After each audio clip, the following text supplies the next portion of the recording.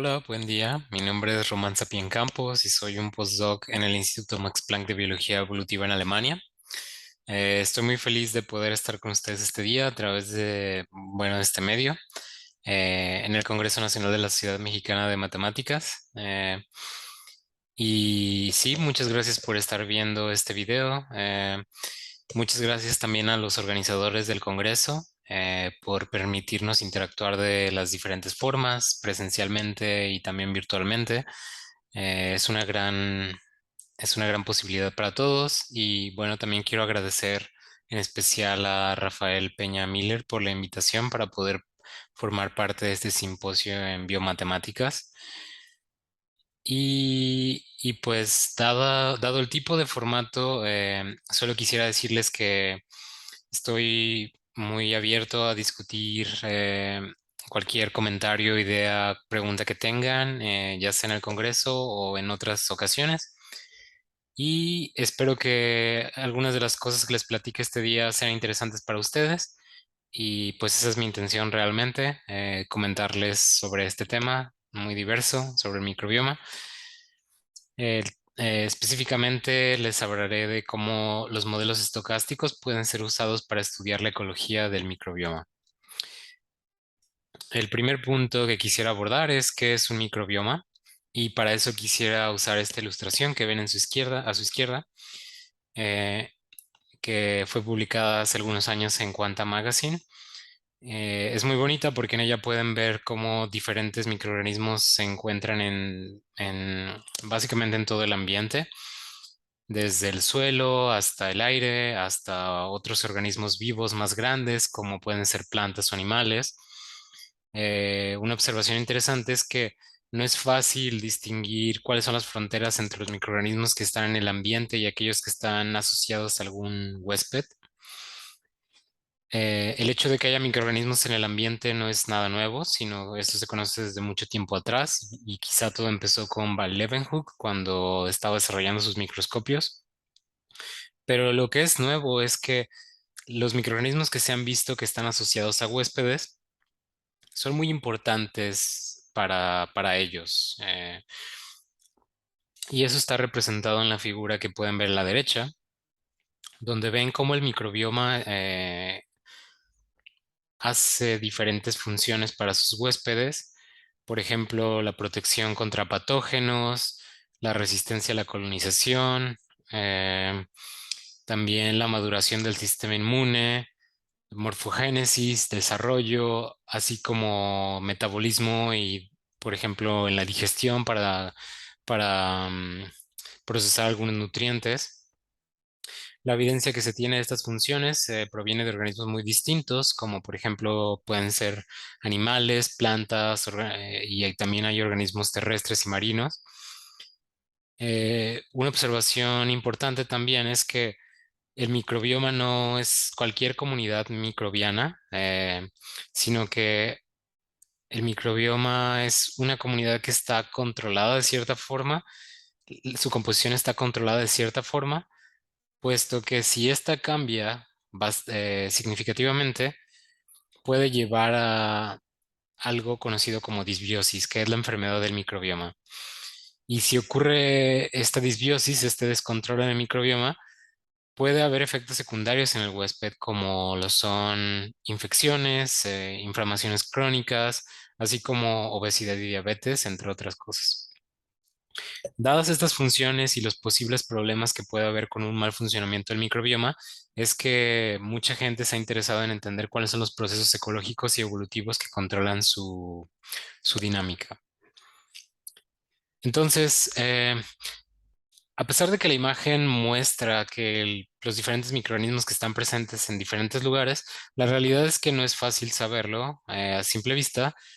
Entonces se tiene que recurrir a otras metodologías, como por ejemplo, tomar una muestra de algún lugar, eh, ya puede ser ambiental o el microbioma de algún huésped. Se hace un procesamiento químico y biológico para extraer el material genético de los diferentes microorganismos y este se introduce en una máquina conocida como secuenciador para caracterizar y diferenciar los diferentes microorganismos y contarlos. El resultado que se obtiene de una de estas máquinas son datos de abundancias relativas, es decir, cuál es la proporción de un microorganismo relativo al conjunto de todos los microorganismos. Y si se tienen diferentes muestras, se puede construir una tabla como la que pueden ver aquí, en la cual las columnas representan diferentes muestras y los renglones diferentes microorganismos. Si se analizan estos datos, por ejemplo, tomando diferentes muestras en el tiempo, se pueden generar series de tiempo y bueno, se pueden analizar varias cosas aquí. Ahora, entre las muchas preguntas que se pueden hacer respecto al microbioma, existen algunas que son muy importantes, puesto que estas han sido las preguntas también importantes en el contexto de la ecología y la evolución en sistemas macroscópicos. Aquí les mencionaré algunas, pero por supuesto hay muchas más. La primera de ellas es, ¿cuál es el origen y cómo se preserva la biodiversidad? Eh, Otra de ellas es, ¿cómo es que surge la cooperación y cómo es que se preserva? Pero en la que me voy a enfocar principalmente este día es, ¿cuál es el origen de la dinámica de comunidades? Em, y esto es, bueno, en este artículo del 2010, Belend ejemplifica en base a observaciones experimentales y, bueno, todo lo que se conoce de modelos teóricos, cuáles son los procesos que influencian la dinámica de comunidades. Básicamente existen cuatro de ellos. El primero es la selección. Si se tienen especies distintas, algunas especies estarán mejores adaptadas al medio y por lo tanto serán capaces de reproducirse más fácilmente y dejar una progenie. Otro proceso importante es la deriva ecológica, por la cual los procesos estocásticos y el ruido influencian, introducen incertidumbre en los eventos que ocurren en una comunidad.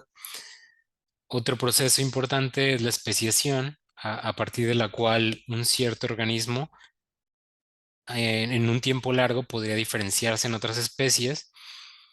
Y otro proceso importante es la dispersión, a través de la cual un organismo se puede mover de un ambiente a otro, cambiando la composición de esos ambientes. Muy bien, pues entonces hablando de la dinámica de comunidades ecológicas, permítame introducir el modelo que tengo en mente. Y bueno, pueden ver que hay dos componentes principales. En la parte de arriba pueden ver que hay una comunidad de microorganismos en el ambiente, eso está representado por estos círculos de colores. Y en la parte baja pueden ver este objeto gris que intenta representar un animal o una planta que dentro de sí tiene microorganismos. Algunos de estos microorganismos tienen solo una abundancia muy pequeña, solo hay un individuo de este tipo, por ejemplo, mientras que otros tienen más de un individuo. Lo que intentamos estudiar aquí es cómo cambia la composición microbiana dentro de este huésped y para ello representamos los siguientes procesos. Eh, Uno de los microorganismos podría morir en algún momento por razones naturales y al haber este espacio disponible, otro de los microorganismos que está aquí se puede reproducir y ocupar ese espacio o algún microorganismo del medio ambiente puede llegar y ocupar ese espacio con una cierta tasa de inmigración. Entonces, esos son los procesos que representamos para los microorganismos. eh, y el único proceso que excluimos es el de especiación, porque las especies que están presentes al inicio son las que pueden estar presentes al final. No puede aparecer una especie súbitamente. Algunas suposiciones extras que hacemos es que la composición microbiana del ambiente se mantiene constante. Y eso está representado por esta flecha, por lo cual pueden ver que el ambiente influencia al huésped, pero no el huésped al ambiente. Y finalmente, otra suposición que hacemos es que existen varios de estos huéspedes y que su número es constante. Por lo tanto, no hay una explosión o un incremento en la población del huésped eh, simplemente se mantiene un número constante. La manera en la cual modelamos este sistema es a través de un proceso de Markov, en el cual La composición en el tiempo futuro, en el tiempo inmediatamente posterior, va a depender de la composición en este momento y no de las composiciones previas. Entonces no hay memoria, simplemente es el presente determina el futuro. Ahora, déjenme decirles cómo es que normalmente desarrollamos estos modelos. Lo primero es tener un diagrama y una vez que se tiene este diagrama se pueden escribir probabilidades de transición, la probabilidad de moverse de una composición a otra. Usando estas probabilidades de transición se puede hacer una simulación del sistema o se puede derivar ecuaciones que describan el sistema. Una de las ecuaciones más importantes es la ecuación maestra, que nos dice cuál es la probabilidad de observar una cierta composición en el tiempo. Esta es una ecuación muy importante porque nos permite derivar otras expresiones que, por ejemplo, pueden ser trayectorias individuales o probabilidades, como les mencionaba anteriormente. Y bueno, para ejemplificar más concretamente cómo es que hacemos esto, retomando este diagrama, podemos escribir las tasas de transición. Primero, bueno, aquí vemos la tasa de transición por la cual la población de individuos del tipo I decrece en un individuo y la población de individuos del tipo J incrementa en un individuo. Esto va a estar dado por la probabilidad de mortandad de individuos del tipo I, la cual está dada por su frecuencia y multiplicada por su probabilidad de su tasa de mortandad. Y al morir un individuo del tipo I, este es inmediatamente reemplazado por un individuo del tipo J, ya sea por inmigración desde el ambiente o por la reproducción de un organismo local con una tasa de reproducción F sub J. Una vez que tenemos estas tasas de transición, podemos hacer simulaciones o escribir la ecuación maestra. Y más concretamente, la ecuación maestra está dada de la siguiente forma. Es una ecuación diferencial que nos indica la composición, este vector n, el cambio de la composición a través del tiempo. Y esta es igual a el flujo de probabilidades desde otro estado, es decir, estados n tilde, la probabilidad de estar en un estado diferente, y transicionar de ese estado distinto al estado n, menos la probabilidad de estar en el estado n y pasar a los estados n tilde. En general, esta es la manera es la manera en la cual escribimos estos modelos.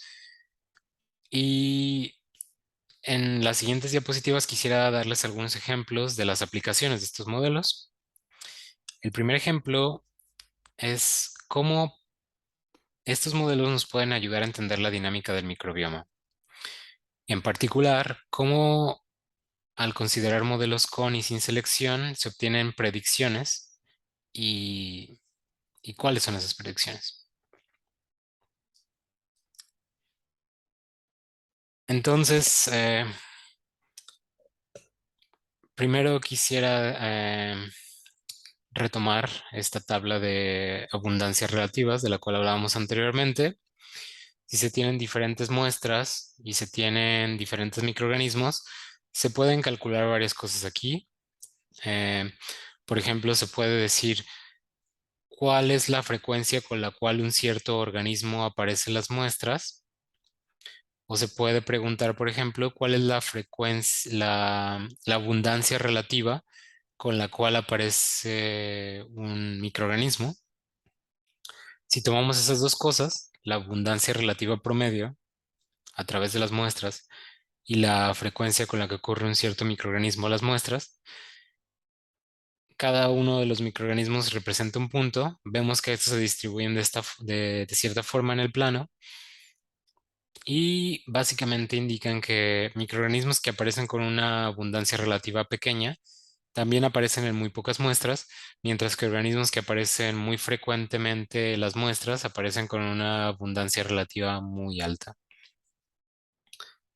Ahora, estos puntos se distribuyen de esta forma y tras observar eso, En un trabajo anterior, Michael Siever, en el 2019, usó un modelo como el que les presenté anteriormente, en el cual consideramos la mortandad, reproducción e inmigración de microorganismos, y hizo una suposición bastante fuerte, que es, si asumimos que la mortandad y la reproducción es igual para, la tasa de mortandad y reproducción es igual para todos los microorganismos, ¿cuál es la predicción de este modelo? Y la predicción está dada por esta línea guinda que ven aquí. Lo interesante es que esta línea se sobrelapa bastante con los puntos que observamos experimentalmente, y esto ha llevado a especular que quizá eso es lo que está pasando en esta muestra, que los microorganismos efectivamente tienen tasas de mortandad y reproducción prácticamente neutrales, pero, pero no es del todo claro. Y una pregunta que sigue a esa es, los puntos que están apareciendo por fuera de los intervalos de confianza de esta línea corresponden a organismos que están experimentando selección. Entonces, para investigar esa pregunta, hemos usado el modelo que les presenté anteriormente, en el cual dentro de un huésped con una cierta composición de su microbioma, un cierto microorganismo muere, hay inmigración. Si la inmigración ocurre, entonces esa bacteria ocupa ese lugar disponible. Si no hay inmigración, una bacteria local se reproduce y ocupa ese espacio. En este modelo, los parámetros importantes son la tasa de mortandad, las tasas de reproducción y la tasa de inmigración del ambiente. Bien, pues usando este modelo, solo para recordarlo cómo se ve, si consideramos la frecuencia de los microorganismos en el ambiente y lo graficamos en el eje de las X, podemos ver que algunos microorganismos, eh, la migración de algunos microorganismos ocurre muy rara vez, mientras que otros migran muy frecuentemente. Esto depende de su frecuencia en el ambiente. Y estudiamos qué ocurre con la frecuencia, la ocurrencia y la frecuencia promedio. Podemos ver que hay un incremento en la frecuencia con la composición en el ambiente. Las líneas con diferentes colores indican para un cierto microorganismo si su tasa es neutral o no neutral. Si su tasa es neutral, quiere decir que todos los microorganismos tienen la misma tasa de crecimiento, de reproducción, perdón. Entonces podemos ver que es esta línea negra. Si la tasa de reproducción está por debajo de la tasa neutral, podemos ver que estas líneas están por debajo de la expectativa neutral, mientras que si la tasa de reproducción es mayor, en el caso neutral, estas líneas están por encima. Con la frecuencia y la ocurrencia ocurre algo similar, con la línea negra representando el caso neutral de nuevo, y estas líneas estando por arriba o por debajo, dependiendo de la tasa de crecimiento. Ahora, esto ocurre si la inmigración desde el ambiente es pequeña. O sea, esto o la inmigración ocurre muy rara vez. Sin embargo, si la migración es más importante, ocurre con mayor frecuencia, lo que vemos es lo siguiente.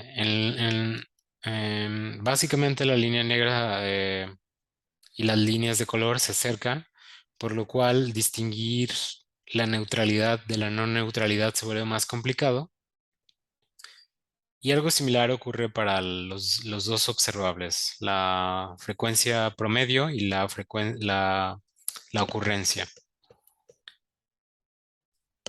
Lo que podemos concluir de esto es que la inmigración abundante causa que microbiomas con y sin selección tengan patrones similares. Ahora bien, si observamos una figura como la que les presenté con los datos experimentales, esta es una simulación, pero si coloreamos los puntos de acuerdo a su nivel de no neutralidad, es decir, qué tan diferentes son respecto a sus tasas de reproducción o de mortandad, vemos que los puntos de color amarillo se mezclan con los puntos más oscuros, que son aquellos que son más neutrales. Por lo tanto, los microorganismos con selección positiva o negativa no pueden ser identificados directamente. Simplemente se encuentran combinados con el resto de microorganismos. Esta línea gris indica la predicción neutral y como pueden ver el patrón es muy similar.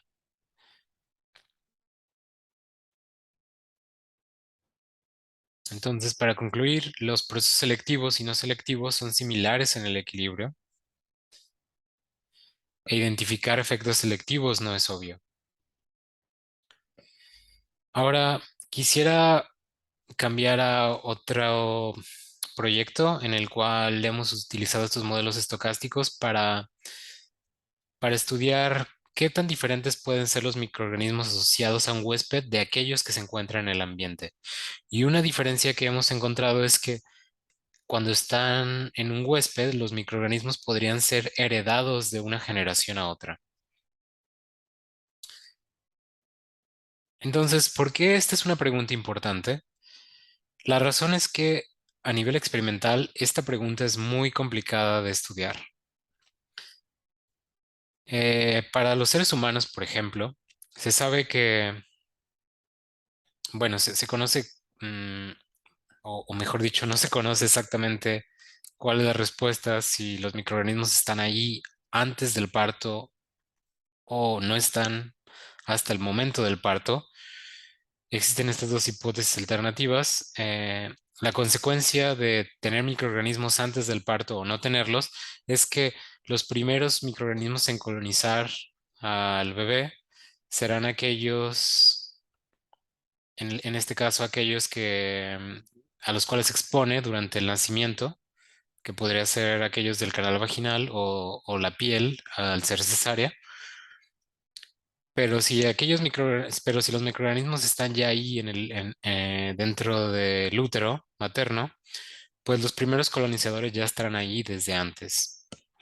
La evidencia actualmente apunta a que los microorganismos no están en el útero y que son adquiridos posteriormente durante el parto. Pero en general esto es complicado de estudiar porque la abundancia de estos microorganismos es muy pequeña, por lo cual la contaminación es un problema para saber si realmente están ahí o simplemente es un artefacto de los datos. Y si esto es complicado para humanos, pues imagínense para otros organismos.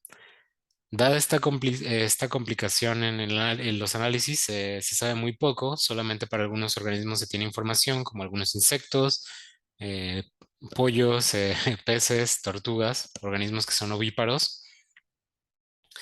Pero lo interesante es ver que el proceso de transferencia de microorganismos de padres a hijos podría ser muy prevalente y podría haber algunos huéspedes que controlen muy específicamente qué microorganismos quieren transmitir, como por ejemplo algunos insectos hacen eso, mientras que otros organismos simplemente no tendrían control de qué organismos pueden transmitir, y ese es el caso de muchos mamíferos y plantas.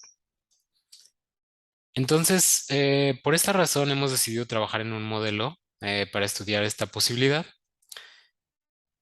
y responder específicamente, ¿pueden los padres influenciar la composición microbiana de su descendencia?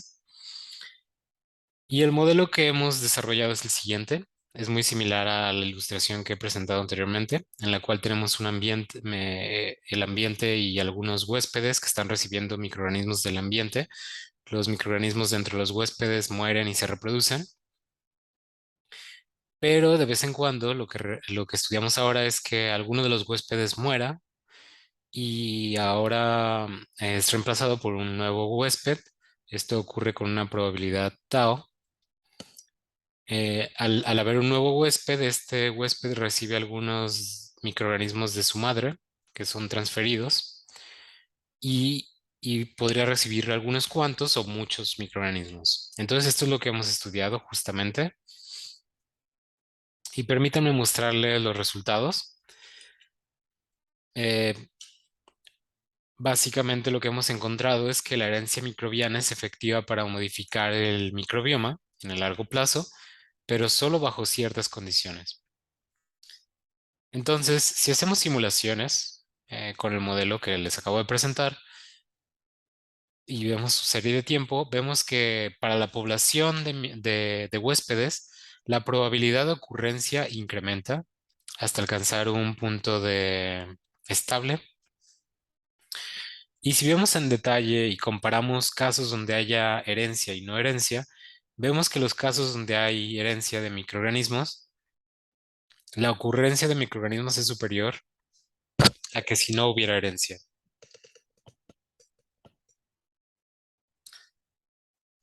Entonces, esto es para algunos parámetros muy particulares, pero lo que hemos hecho a continuación es estudiar qué pasa si modificamos la probabilidad de migración. ¿Cuál es la diferencia entre la expectativa con herencia y sin herencia? Básicamente esta distancia. Y vemos que si la migración es muy alta, básicamente la herencia no hace diferencia. Y esto es porque si los microorganismos reciben mucho, si los huéspedes, perdón, reciben muchos microorganismos del ambiente, los microorganismos van a estar ahí muy fácilmente. Entonces la herencia no hace diferencia alguna.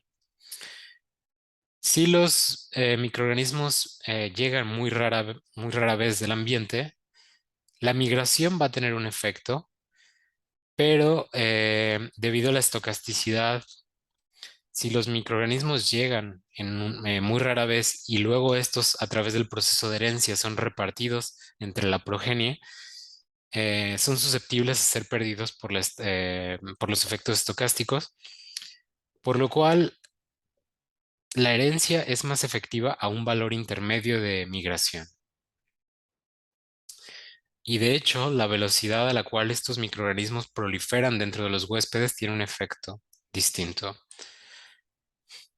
Ahora, si investigamos qué pasa con la probabilidad de muerte y aparición de un nuevo huésped, vemos algo similar, en lo cual organismos que viven por un largo tiempo, simplemente la herencia no tiene un efecto, pero para huéspedes que mueren mm, muy rápidamente o que tienen una vida muy corta, la herencia de microorganismos realmente hace una diferencia en la composición de su microbioma.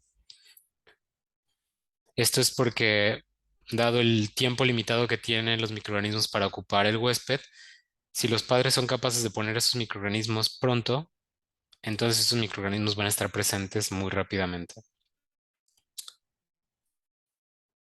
Hemos hecho algunas otras observaciones, por ejemplo, como ya mencioné, que la ocurrencia microbiana puede aumentar en huéspedes con poca carga microbiana, también que la abundancia microbiana puede aumentar. Hemos estudiado el caso de herencia selectiva cuando los padres favorecen la transferencia de solo algunos microorganismos. Y finalmente, hemos investigado qué pasa cuando hay microorganismos que no están presentes en el ambiente y hemos observado que bajo algunas circunstancias estos pueden ser mantenidos en los huéspedes por largo tiempo. Ahora quisiera dar un resumen de los resultados. Básicamente les he mostrado cómo los modelos estocásticos pueden ser usados para estudiar el microbioma con procesos selectivos, el primer caso, procesos selectivos contra procesos no selectivos y finalmente la herencia del microbioma. Pueden ver algunos de estos resultados en las siguientes publicaciones. Y bueno, eso es todo lo que les quería presentar este día. Finalmente quiero agradecer a mis colaboradores, Arne Trausel, Michael Siever y Florence Van Sept, así como gente que está en el instituto donde actualmente laboro y pues a todo el departamento de teoría. Y muchas gracias por su atención y estoy muy feliz de poder recibir sus preguntas y estar en contacto con ustedes. Muchas gracias.